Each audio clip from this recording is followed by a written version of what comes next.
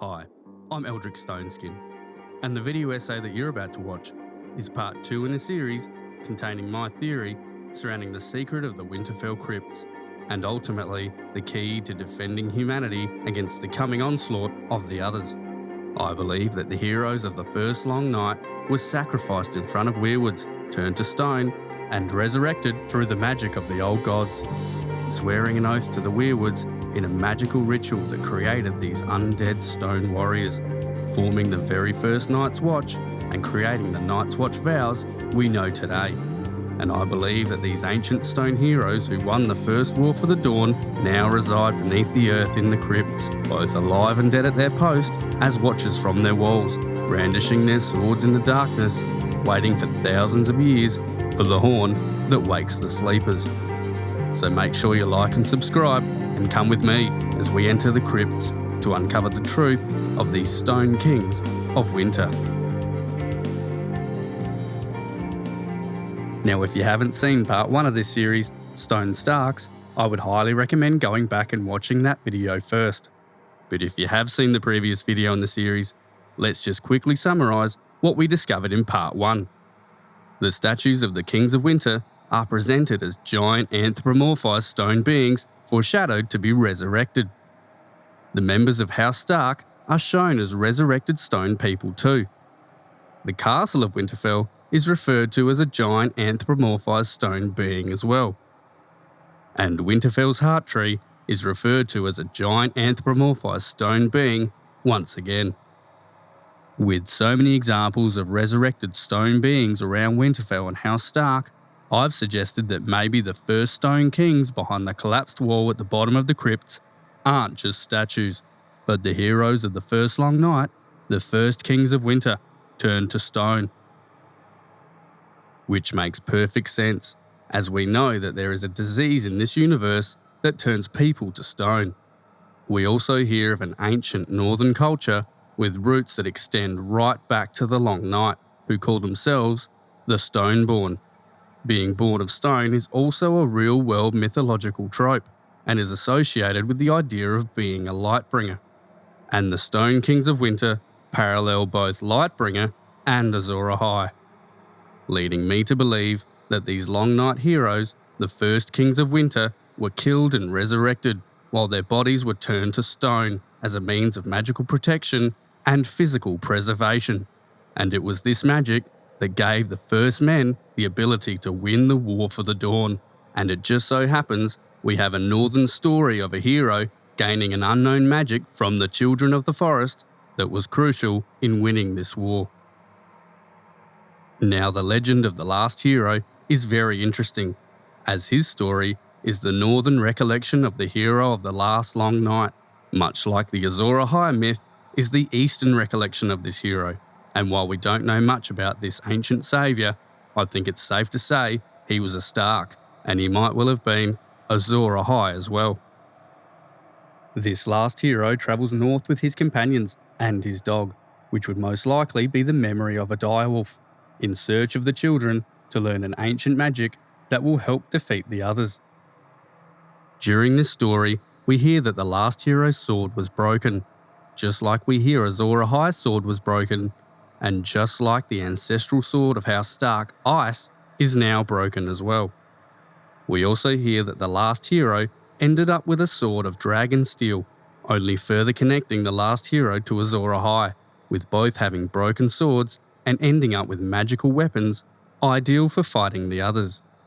We also know that the last hero formed the very first Night's Watch on this trip north, while receiving the magic of the children, as we hear that, thanks to the children, the first men of the Night's Watch banded together and were able to fight and win the battle for the Dawn. We also know that the first men converted to the religion of the old gods, worshipping the Weirwoods as the Starks still do, most likely because it was the magic of these trees that gave them the unknown ability that was key in defeating the others. So here's the big question. What magic did the children give to this long night hero that allowed him and the first Night's Watch to win the war for the Dawn?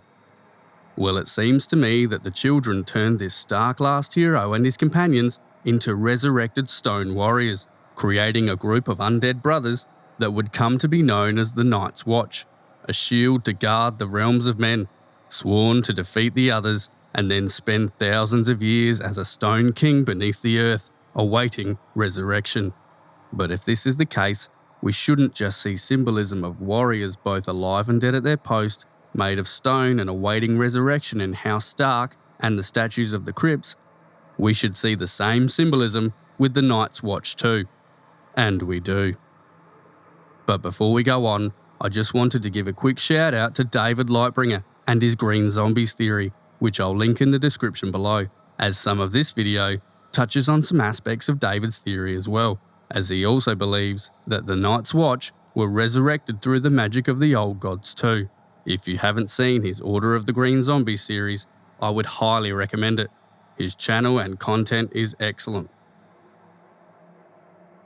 Now, when the last hero and his group went north to form this first Night's Watch, they would have sworn an oath to the old gods to gain the magic required to end the long night, swearing to fight for the realms of men as undead stone warriors, effectively creating the Night's Watch oath with the first vows ever spoken, with words that still continue to this day.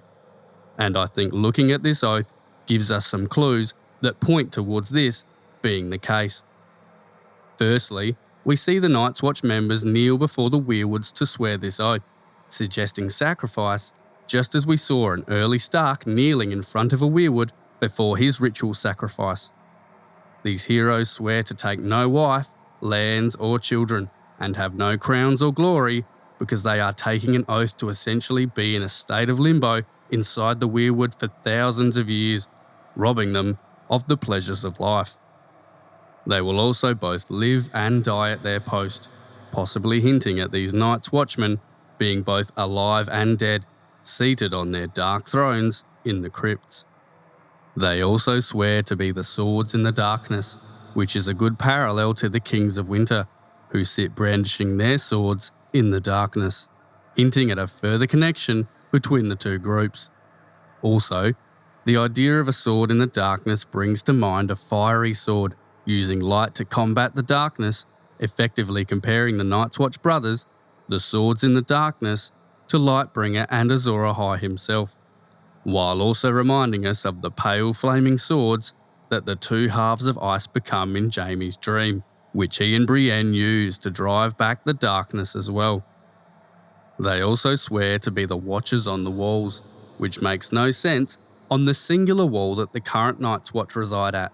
But if we suspect that the first Night's Watch became the Stone Kings of Winter, the walls reference makes perfect sense, as it's noted in the crypts that the dead sat on their stone thrones against the walls, and with George constantly mentioning that these Stone Kings are eternally watching from these walls, this could be the reason for the plural walls mentioned in the Night's Watch oath.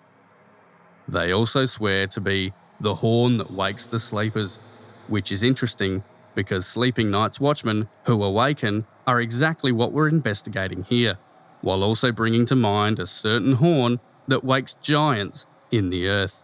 But more on this in part 4.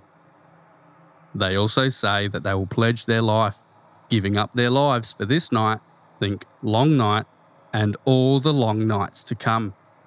And if this oath was part of a sacrificial ceremony, this would also give the saying, taking the black, a whole new meaning, possibly referring to accepting the darkness and eternal non-existence of limbo to become one of these long Night's Watchmen as they enter the Weirwoods, which also explains why the Black Gate, the white weirwood that requires reciting a part of the Night's Watch vows to enter, is called the Black Gate, speaking the vows to enter a forever state of darkness and undeath in the Weirwoods, which is exactly what I think the last hero and his companions did, swearing oaths to the Weirwoods to sacrifice life and existence itself to become resurrected stone warriors, the first Kings of Winter beneath the earth, the heroes of the first long night.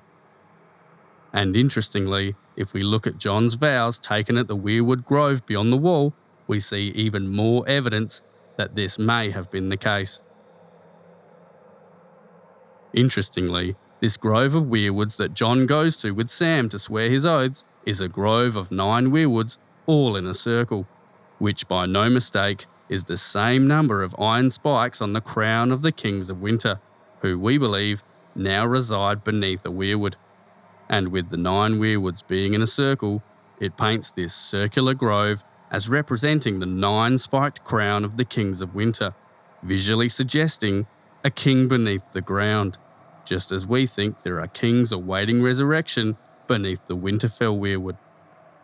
We even see a weirwood described as crowned with a head of dark red leaves in a dance with dragons, literally implying them as a crown yet again.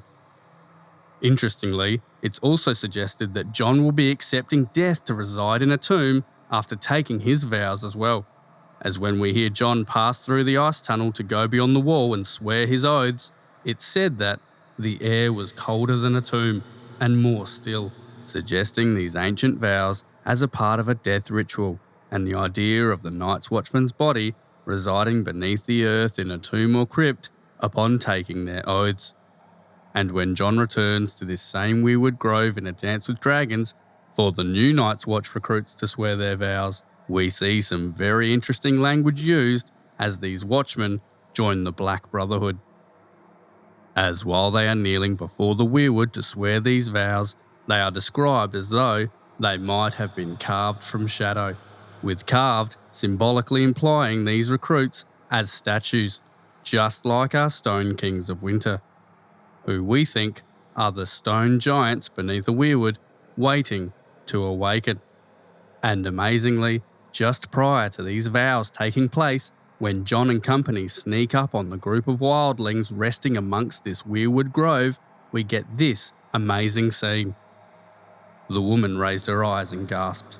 By then the grove was ringed by rangers, sliding past the bone-white trees, steel glinting in black-gloved hands, poised for slaughter. The giant was the last to notice them. He had been asleep, curled up by the fire, but something woke him. The child's cry, the sound of snow crunching beneath black boots, a sudden indrawn breath.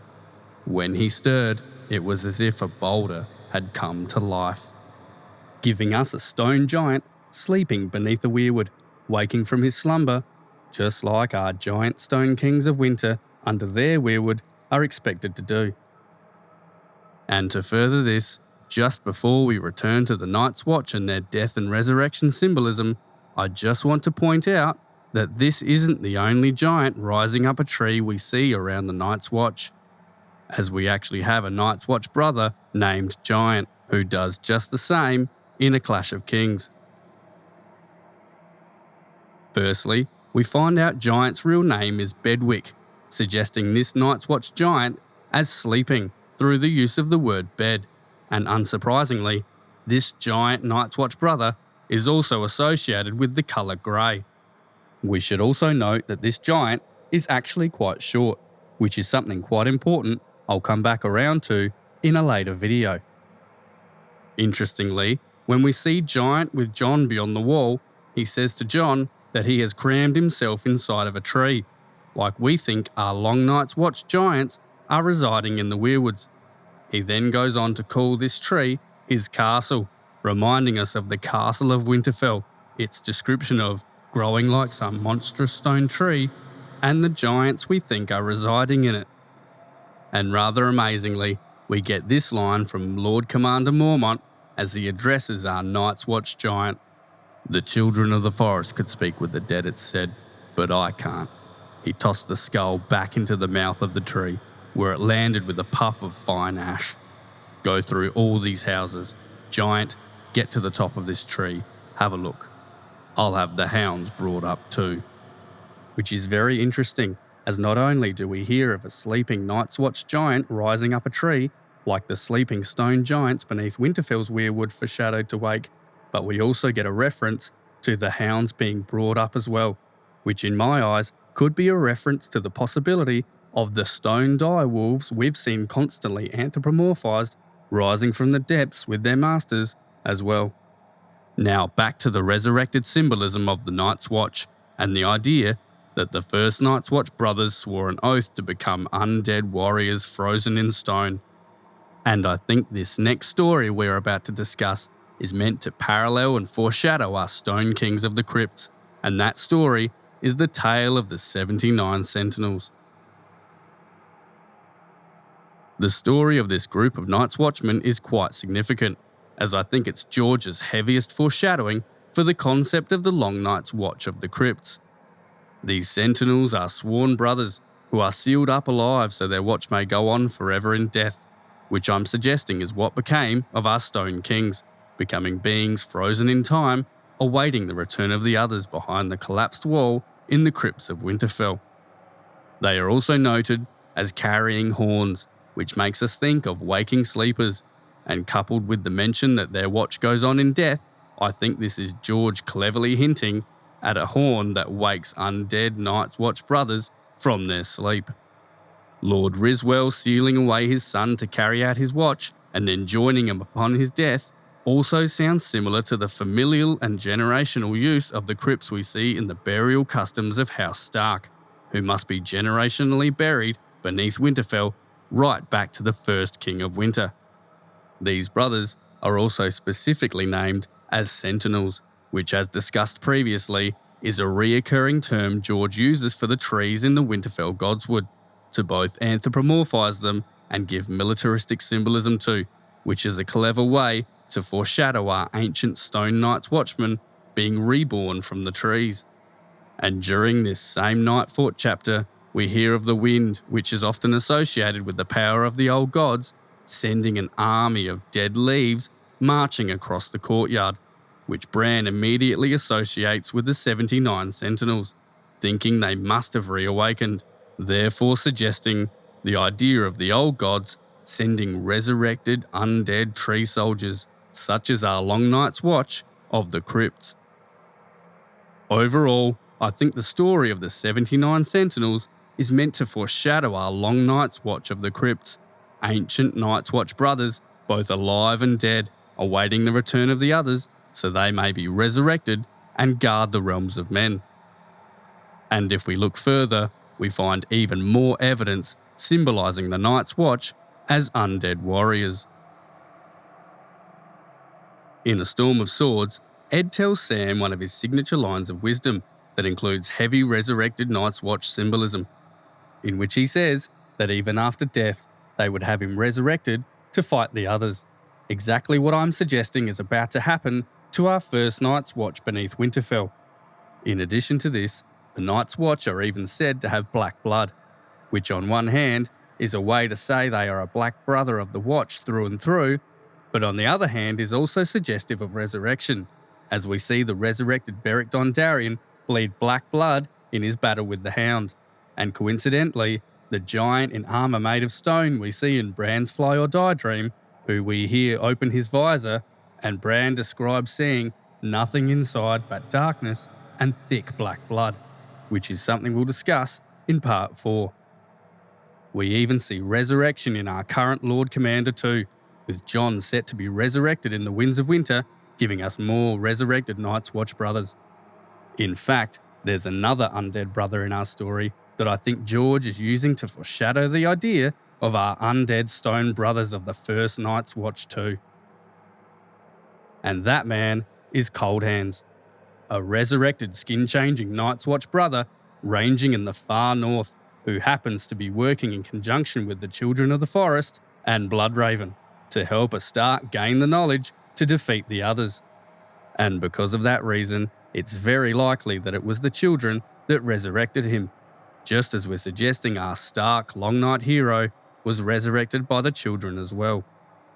It's also possible his throat may have been slit, just like our Stark sacrifice, as we hear of him wearing a scarf around the lower half of his face, therefore covering his throat as well. But the most interesting symbolism around Coldhands is in our introduction to the character. Brother, the shout cut through the night, through the shrieks of 1,000 ravens. Beneath the trees, a man muffled head to heels in mottled blacks and greys sat astride an elk. What we've just heard is a resurrected skin-changing Night's Watch brother who appears from beneath the trees and is described as being mottled head to heels, which is interesting as mottled is the exact wording George uses on several occasions when describing Shireen's Greyscale, with both also being described as coloured grey and black, which in my eyes is George's clever way of symbolically implying Coldhands as a Night's Watch brother covered head to heels with Greyscale. And to further this idea, when Sam grabs the undead Night's Watchman's hand as he is about to mount the elk, he notes that they were as hard as stone, symbolically painting him as an undead stone Night's Watch brother. But Coldhands is by far from the only reference to stone Night's Watchman that George has placed in the series to foreshadow our stone Night's Watch beneath Winterfell. As we are about to see, there are many examples of symbolically stone brothers all throughout the books. Firstly, we have an important Night's Watch figure named Stone Snake. We also have a Night's Watch brother who survives the ranging beyond the wall named Tim Stone. One of the first Night's Watch brothers John fights upon arriving at the wall is Halder, which is potentially a wordplay on Boulder, who was born in a stone quarry and referred to as Stonehead. Eben is described as muscled like a bag of rocks. Alistair Thorne is described as having eyes like chips of onyx, and on a separate occasion as having eyes of flint, both being stone. Bowen Marsh is described by John as stony-faced. Yoren is described as tough as an old root and as hard as stone, combining both the idea of Night's Watch rangers residing in the trees and being made of stone. Quarren Halfhand has blacks so old and faded they had turned grey, just like we suspect the first Night's Watch would have done when becoming stone men. We've even had Lord Commanders and First Rangers that were Skagosi, therefore making them stone-born Night's Watchmen as well. We've even seen Night's Watch brothers described as the hard, cold men in black, reminding us of the hard men the Starks are also said to be. Davos even thinks to himself that the Black Brothers made hard enemies, but good customers, while recalling his trading at Eastwatch. Our new recruits were described as carved from shadow earlier, and amazingly, Benjen Stark is compared to a mountain crag, the term crag meaning a large stone that rises up suddenly, giving us the complete package of a rising stone Stark giant. And with Coldhands and his fingers as hard as stone, it's very clear that George is symbolising the Night's Watch as being stone men, just as he has done with the Starks, therefore foreshadowing the idea of the first Night's Watch becoming the Stone Kings beneath Winterfell. In addition to all these stone brothers just mentioned, there is another major Night's Watch character that parallels the Stone Kings seated beneath the Winterfell weirwood perfectly. And that man is Bloodraven, an undead green-seeing Night's Watch Lord Commander who went north beyond the wall with a group, eventually found the Children of the Forest, and now sits undead on a throne underneath a weirwood. He is also described as half corpse, half tree, making a perfect fit for our Night's Watch whose spirits reside in the trees before returning to their stone corpses. Bloodraven also has one eye, which is a common symbol we'll see going forward in all the other Last Hero Azor Ahai parallel characters we'll discuss next video, like Beric Dondarrion and Jon Snow. But for now, if we look to the crypts for this one-eyed symbolism, it turns out we have a stone Stark named Jon or One Eye, and with a name deriving from Jon, who also has one-eyed symbolism through his eye wound from Arel's eagle. This only further hints at Azor Ahai having become a Stone King of Winter. It also turns out that Bloodraven ruled as Lord Commander for exactly 13 years, giving us the familiar numerology associated with the Last Hero as well. But most importantly, after noting that he is seated on a throne deep beneath the earth, just like our Kings of Winter, we get this amazing line. Seated on his throne of roots in the great cavern, half corpse and half tree, Lord Brynden seemed less a man than some ghastly statue, painting this undead Lord Commander as a statue beneath a weirwood. And in addition to this, we even hear that Bloodraven's skin has become symbolically hard, giving him hard skin like the Starks, the Stone Kings of Winter, and the Night's Watch brothers we heard earlier. A little skin remained, stretched across his face, tight and hard as white leather. And amazingly, one of the caverns underneath the Weirwood that this ghastly statue sits in is compared directly to Winterfell, hinting that we could also have undead green-seeing Night's Watch brothers underneath a Weirwood preserved as statues back at Winterfell too. And lastly, if we look to the Duncan Egg novella, The Mystery Knight, we find a young Bloodraven disguised as Sir Maynard Plum. And what makes this interesting is the fact that the name Maynard is of German origin and means hardy or strong, giving us another hard reference and another strong Stark reference too. So as you can see, there is a lot of symbolism surrounding the Night's Watch, suggesting them as resurrected stone warriors. But before we wrap up, there's one more thing I'd like to show you, and it starts with a question. If the ancient Night's Watch were turned to stone, what would be another name they might have been known as? A name that George could use as a direct hint at the premise of these stone Night's Watchmen, that he could hide in plain sight, foreshadowing their existence. To me, they might have been referred to as the Stone Crows. Amazingly, the name of one of the clans of the Mountain of the Moon is the Stone Crows, and when Tyrion first meets them in A Game of Thrones, we get yet another reference to a stone giant coming to life, seemingly confirming this Stone Crow connection. "When you meet your gods," a different voice replied, "say it was Gunthor, son of Gurn of the Stone Crows, who sent you to them." A branch cracked underfoot as he stepped into the light, a thin man in a horned helm, armed with a long knife. "And Shagga, son of Dolph." That was the first voice, deep and deadly.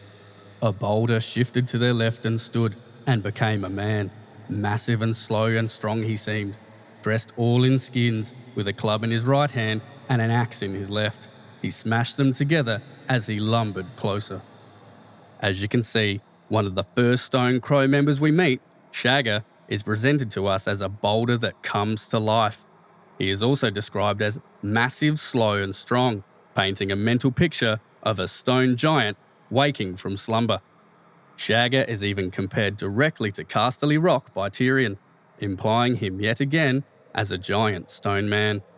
And Shagga's father, Dolph, happens to have a very interesting name, as Dolph means noble or majestic wolf, drawing a connection between Stone Crows and House Stark. We even see the repeating symbol of a broken sword around Shagga, our boulder that came to life earlier with this encounter in A Game of Thrones. The door behind him opened with a crash, so violently that Tyrion almost dropped his cheese. Sir Kevin leapt up, swearing as the captain of the guard went flying across the room to smash against the hearth. As he tumbled down into the cold ashes, his lion helm askew, Shagga snapped the man's sword in two over a knee as thick as a tree trunk, threw down the pieces and lumbered into the common room.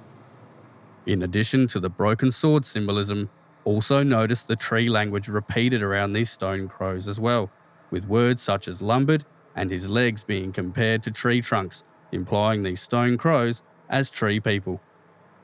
Another one of the members of the mountain clans is Timett, who had put out his own left eye with a white-hot knife when he reached the age of manhood.